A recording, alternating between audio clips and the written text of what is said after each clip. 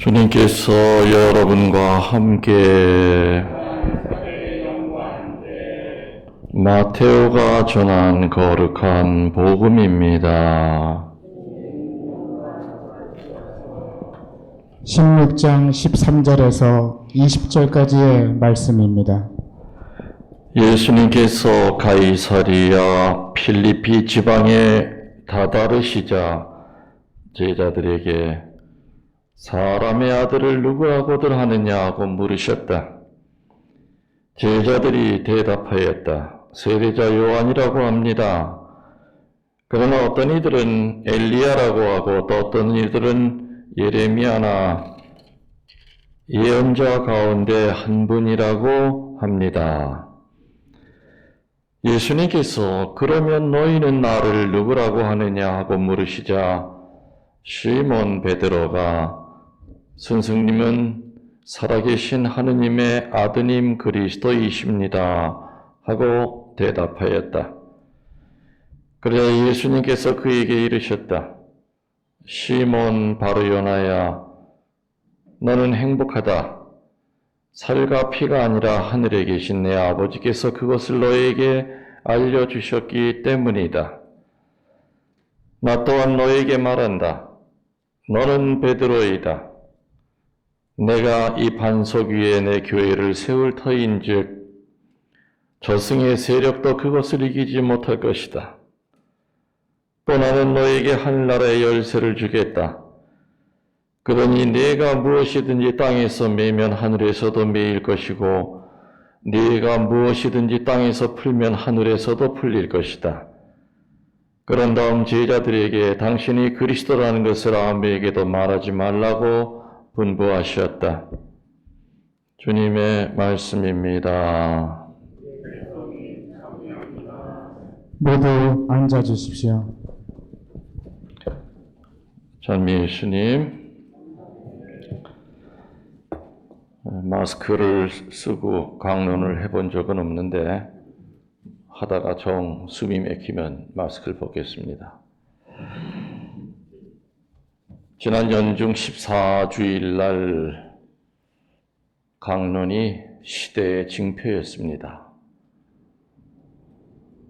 예수님의 제자들이 예수님께 와서 세상 끝날과 주님이 다시 오실 때 어떤 징표가 일어나겠습니까? 하고 물었던 내용이 연중 14주일 강론이었죠. 그래서 그때 강론이 시대의 징표였는데 그 후에 세상이 돌아가는 것을 보면 지금이 바로 이 시대의 끝이 아닌가 하는 느낌을 강하게 갖습니다. 말세를 나타내는 징표가 아니라 지금 이 시대가 바로 말세입니다. 여러분 그렇게 생각이 안 되십니까? 정말 말세입니다. 이게.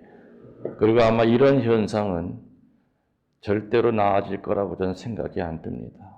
더 심화되면 심화되고 가속화되면 가속화가 되겠죠. 벌써 이제 2단계 전국에 오늘부터 퍼졌습니다. 그래서 실내에는 50명, 실외에는 100명, 그리고 이제 며칠부터는 마스크를 안 쓰면 벌금 10만 원씩이 아마 물려진다고 그럽니다. 이게 지금 2단계인데 3단계에 들어가면 도시가 봉쇄가 되는 겁니다. 서울로도 못 들어가고 나오지도 못하고 청주에서 밖으로 나가지도 못합니다. 그야말로 무슨 전쟁터 같은 계엄령이 내리는 그런 단계가 3단계입니다. 그래서 3단계로 가기 전에 2단계만이라도 우리가 정말 서로가 잘 지키면은 3단계를 넘어가지 않고 다시 조금씩 완화되지 않겠는가. 일부 몰지각한 사람들에 의해서 지금 이 사태가 이렇게 좀 번져나가고 있습니다. 하느님을 믿는다고 하면서 정말 창피해 죽겠습니다. 저는 그런 걸 볼 때마다. 어떻게 저렇게 할 수가 있는가. 어떻게 성직자가 저럴 수 있고 성직자도 아니다. 저는 그 생각이 듭니다. 하늘을 보고 얼굴을 쳐들 수가 없을 정도 부끄럽습니다. 크리스찬들이 앞장서야 되는데 아니죠.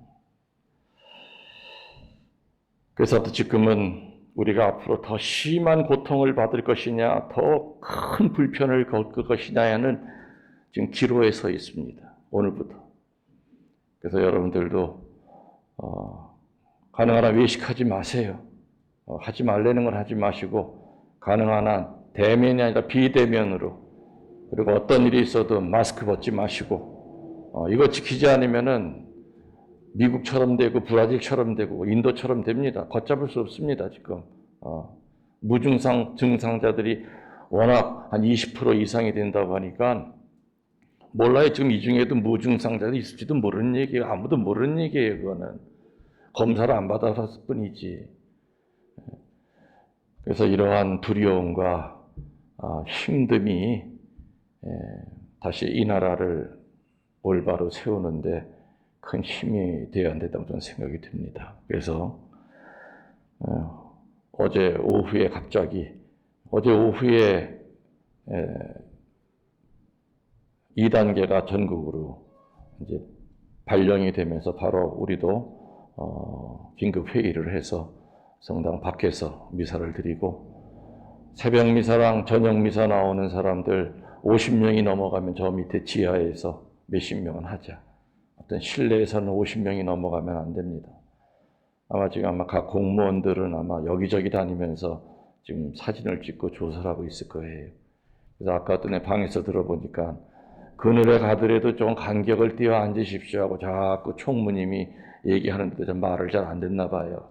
그냥 그늘 쪽으로만 갖고 붙다 보니까 자꾸 간격이 넓어지고, 이런 것부터 우리가 좀 지켜야죠.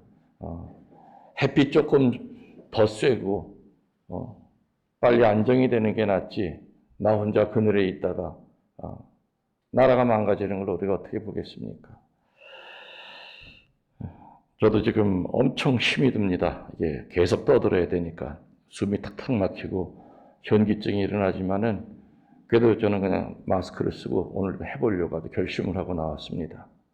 우리가 각자가 이런 희생이 있어야지, 나 하나쯤이 아니라 나만큼이라도 따르자 하는 그런 마음으로 하느님을 믿는 사람이 세상을 향하여 좋은 표본을 보여야 되지 않을까 하는 그런 생각을 갖습니다. 오늘 복음을 잠깐 묵상하면 이렇게 바뀌기 때문에 사실은 강론을 하기도 좀 미안합니다. 5분 안에 끝내드려야 되는데 저는 재주가 그런 재주가 없어요. 저는 강론 때 시동 거는 데만 30분이야. 그러니까 그냥 여러분들이 그냥 그런 신분 밑에서 산다, 팔자가 그렇다 생각하고 참으세요. 아무리 줄여도 전 줄일 재간이 없습니다. 할 얘기는 해야 되겠다 이겁니다. 만일에 이렇게 땡볕 때문에 힘이 드시면 다음 주부터는 새벽 미사 나오시면 돼요.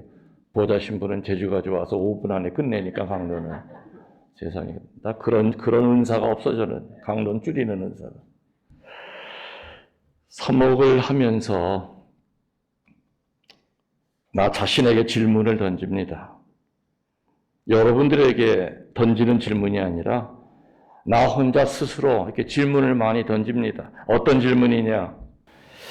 교우들이 나를 어떻게 생각하고 있을까?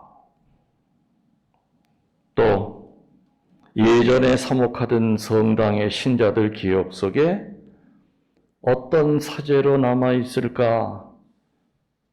정말 사제다운 사제, 아니면 엉터리 사제, 도대체 어느 쪽으로 기억이 남아 있을까? 또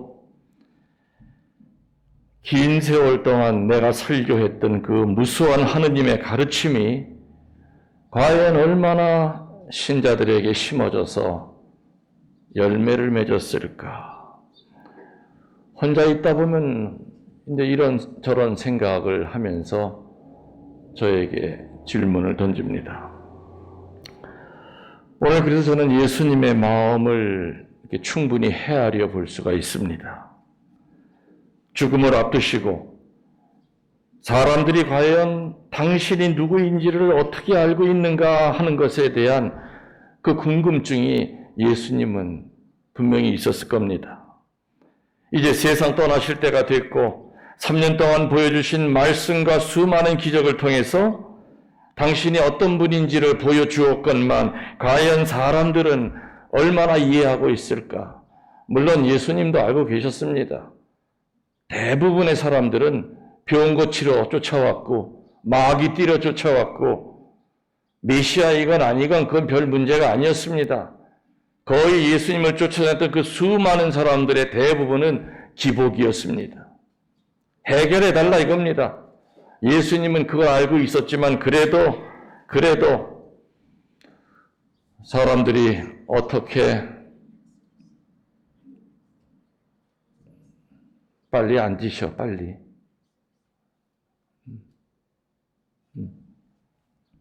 아이고, 우리 할머니 가브리엘 또 땡볕에 앉았다고 우산 갖다 주러 일부러 온 거예요, 지금 저 뒤에서? 아이고, 참.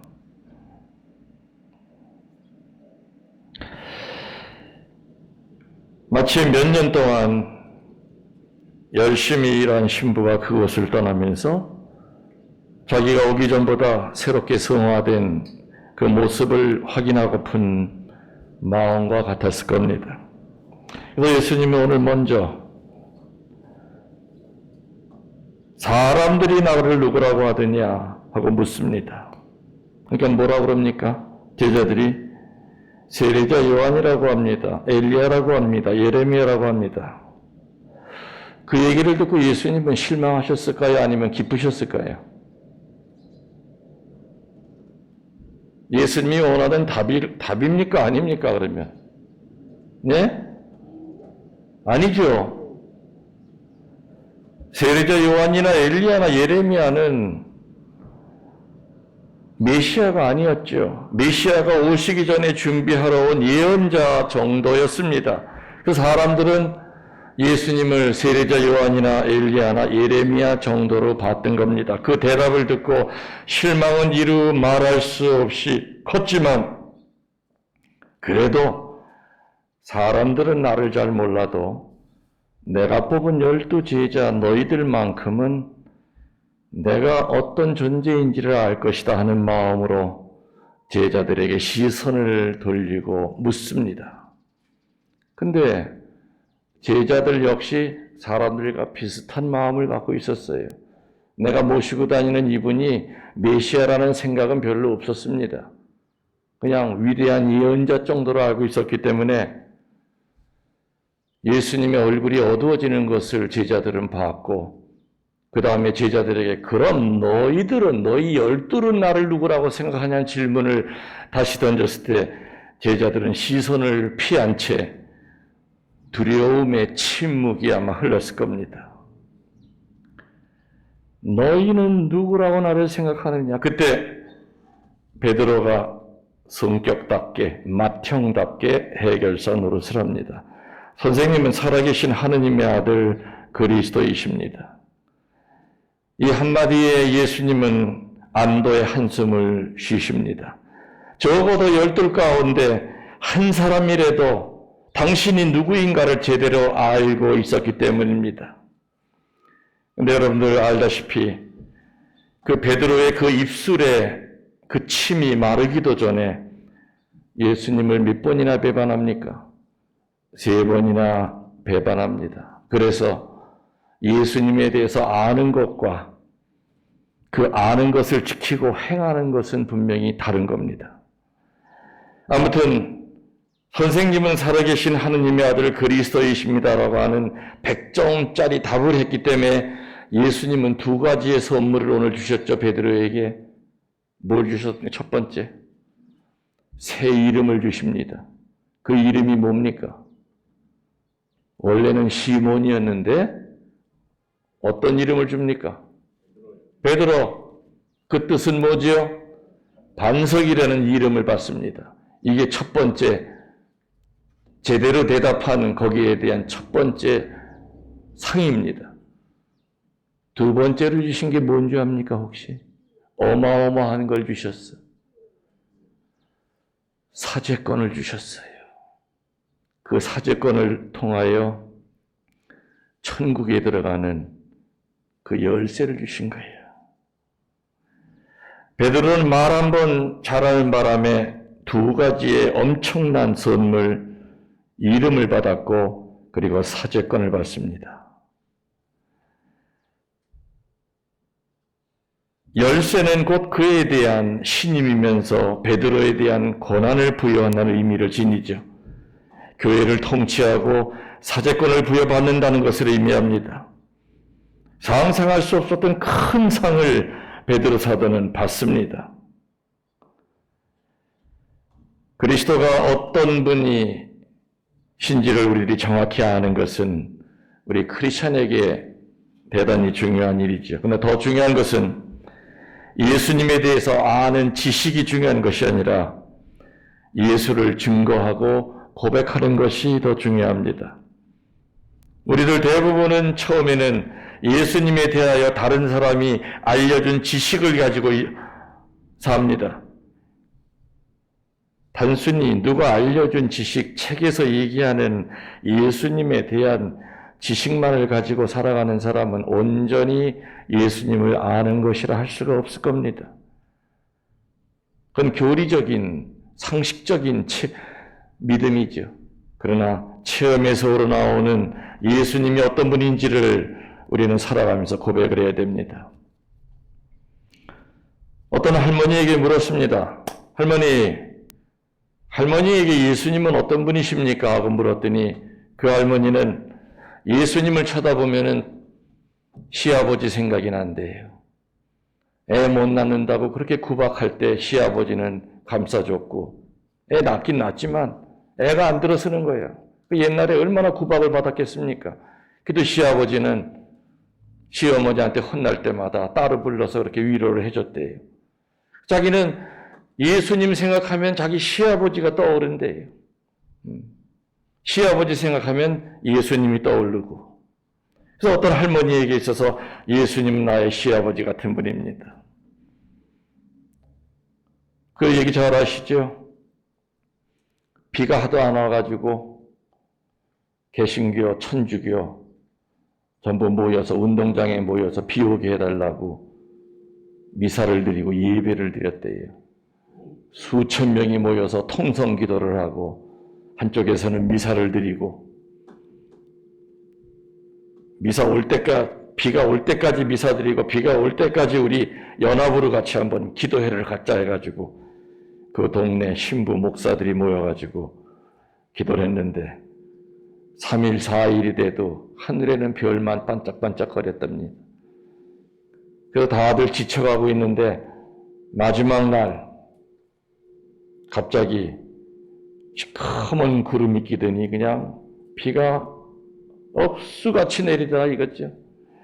처음에 사람들은 박수를 치고 할렐루야를 불렀지만 나중에는 비를 피하려고 우왕좌왕하는데 그 수천 명 가운데서 키가 조그만 애 하나가 우산을 펼치더랍니다. 그 사람들이 물었죠. 얘, 넌 어떻게 우산을 준비해 갖고 왔니? 아니, 그렇게 묻는 아저씨가 이상하네요. 아니, 비가 오게 해달라고 기도하러 왔으면 당연히 비가 오는 줄 알고 우산도 준비해 갖고 와야지. 그래서 그날 모인 수천 명 중에 하느님은 그 아이의 기도 하나 때문에 비를 내리신 거다. 비가 올 줄 알고 미리 땡겨서 믿고 우산을 준비했던 그 아이의 믿음 때문에 나머지 그냥 어른들의 기도는 다 허당이었습니다. 거칠애였고 신부님이랑 눈도장 찍으려고 나왔고 목사랑 눈도장 찍으려고 나왔지, 그 중에 정말 비가 반드시 올 거라고 하는 믿음을 갖고 나온 사람은 그 철부지 어린아이, 있는 대로 그대로 믿었기 때문에 우산을 펼친 겁니다. 어떤 자매님에게 예수님은 심는 대로 반드시 주시는 분이라고 하는 것이 못에 박혀 있었습니다. 우리는 살아가면서 특수한 환경과 처지에서 저마다 예수님을 체험합니다. 인생의 여러 상황에서 내가 체험한 그리스도의 그 조각들을 모아서 붙이면 바로 예수님이 하나가 만들어집니다.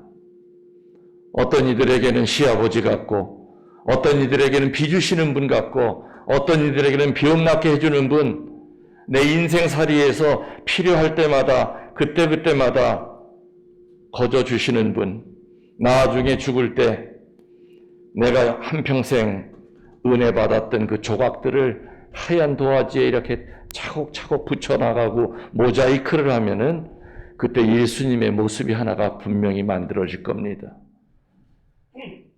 오늘 예수님은 너는 나를 누구라고 생각하느냐고 묻습니다. 이 말은 바로 이 자리에 앉아있는 여러분에게 던지는 말입니다. 여러분들에게서 예수님은 누구십니까? 이제껏 살면서 어떤 분이라고 믿고 살았습니까? 여기에 대한 대답을 여러분들이 쉽게 못한다면 문제가 있는 겁니다. 그리고 수십 년을 살면서도 예수님이 지금 나한테 너 나 누구라고 생각하는 물었을 때 글쎄요, 하느님의 아들 아니십니까? 그건 교과서에 나와 있는 얘기입니다. 그건 교리에 나와 있는 얘기입니다. 예수님이 묻고 싶은 것은 정말로 너의 마음 한가운데 내가 어떤 존재로 자리 잡고 있는가? 액세서리냐? 아니면은 문제 해결해주는 해결사냐? 아니면 너의 영과 육을 구원해주는 구원자로 너의 가슴속에 들어잡고 있느냐? 우리들은 이 예수님의 질문에 올바로 대답하게끔 하느님의 말씀을 잘 듣고 열매를 맺어서 오늘 베드로가 두 가지의 엄청난 큰 상을 받았듯이 예, 선생님은 살아계신 하느님의 아들 그리스도이십니다. 다른 11제자는 다 다른 생각을 갖고 있었다고 그랬죠. 그러나 베드로 사도는 올바른 대답을 했고 그것 때문에 두 가지의 상 뭐 받았다고 그랬습니까? 첫 번째, 이름을 새로 받았습니다. 천국에 기록될 이름을 새로 받았고 두 번째는요, 사제권을 받았습니다. 천국 열쇠를 받은 겁니다. 우리들이 이 말씀에 제대로 대답한다면 어느새 모르게 우리 주머니에는 열쇠 하나가 들어가 있을 겁니다. 그 열쇠는 세상 열쇠가 아닙니다. 그 열쇠는 금고를 여는 열쇠가 아니라 오로지 어디에만 쓰는 열쇠, 내가 나중에 죽어서 천국 문을 여는 데 쓰는 그 열쇠를 주님께서 우리 잘 때 우리 주머니 속에 내 성경 옆에다가 분명히 놓고 가실 거라고 하는 거 믿고 오늘 주님의 이 질문에 시식하게 대답하도록 합시다. 아멘.